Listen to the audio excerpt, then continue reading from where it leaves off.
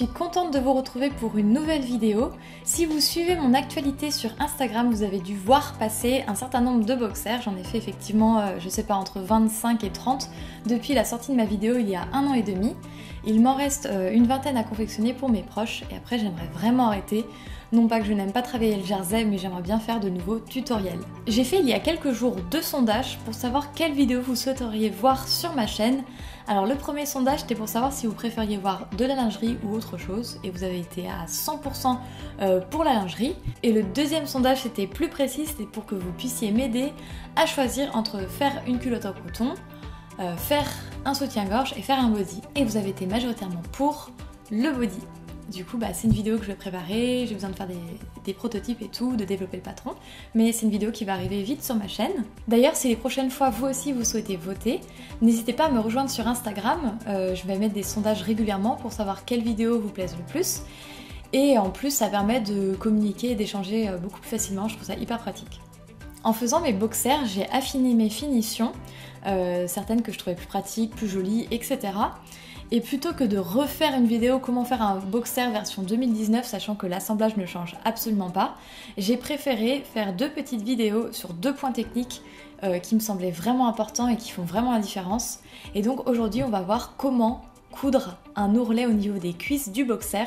Si vous vous souvenez, ou pas d'ailleurs, de toute façon je vais mettre le lien soit en barre de description, soit en haut à droite, je sais pas trop où est la... Ah non, bref. J'avais utilisé un t-shirt parce que déjà je trouvais ça fun de passer d'un t-shirt à un boxer, et en plus les ourlets du bas étaient déjà faits et je m'étais dit c'est ça de travail en moins. Bon, le choix n'était pas absurde puisque le t-shirt est en coton, seulement ça manquait vraiment d'élastane, ce qui fait que en termes d'élasticité c'était pas terrible, et donc pour le modèle en termes de confort c'était pas ouf non plus.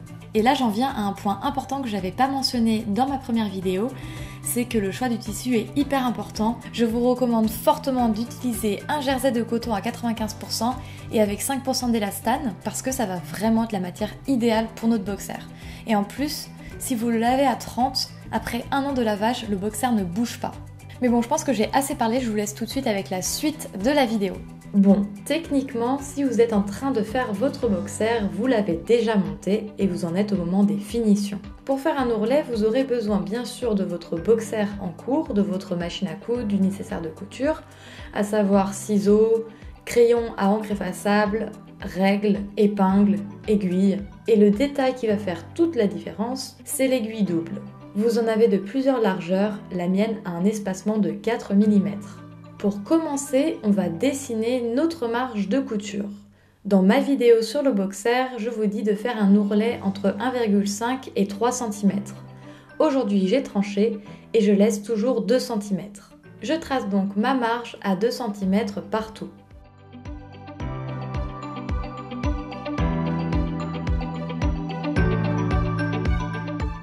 Ensuite, on va mettre le boxer sur l'endroit et on va épingler notre ourlet en faisant un seul pli sur la marge de couture que l'on vient de dessiner.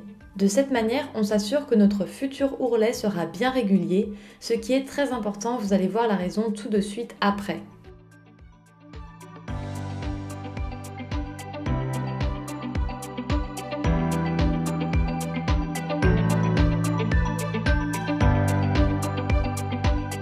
On s'assure de coucher la couture du même côté au niveau de l'entrejambe.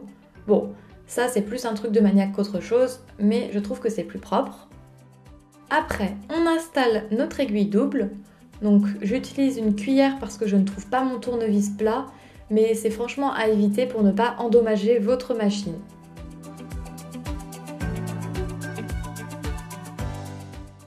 Une fois votre aiguille double montée et enfilée, on peut allumer la machine et choisir un point droit avec un pas de 3,5. Si vous avez la même machine que moi, attention de bien choisir le point numéro 1 pour que votre aiguille soit centrée. Notre ourlet faisant 2 cm, je mets mon tissu au niveau du repère sur ma machine, donc au niveau du repère 2, et comme vous pouvez le voir, notre tissu est positionné du côté que l'on ne voit pas. C'est pour cette raison qu'il était très important de bien l'épingler à une distance régulière car désormais, on ne va se fier qu'au repère de la machine.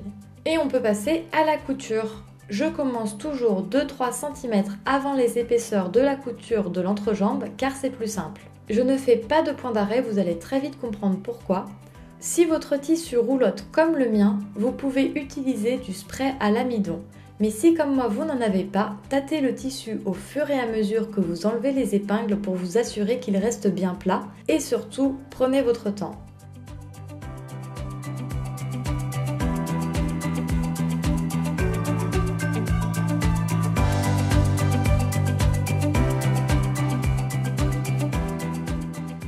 Une fois que vous arrivez à la fin, ne faites pas de point d'arrêt.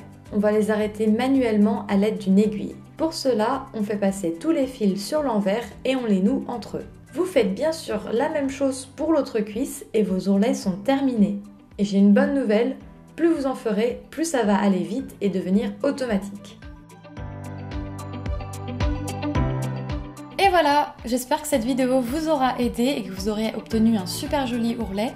Si vous n'avez pas d'aiguille double, je vous invite à utiliser une aiguille simple pour le jersey avec un point zigzag triple. Ça fait également une super jolie finition, donc vous utilisez exactement la même méthode que l'on a vue précédemment, mais avec une aiguille simple et un point zigzag triple. Vous pouvez également utiliser n'importe quel point élastique, mais je trouve ça ravissant avec un point zigzag triple. Enfin du moins c'est le choix que j'aurais fait si je n'avais pas eu d'aiguille double.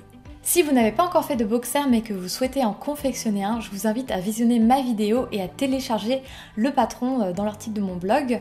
De toute façon, je vous mets tous les liens en barre d'infos et je vous dis à très vite pour le deuxième point astuce finition.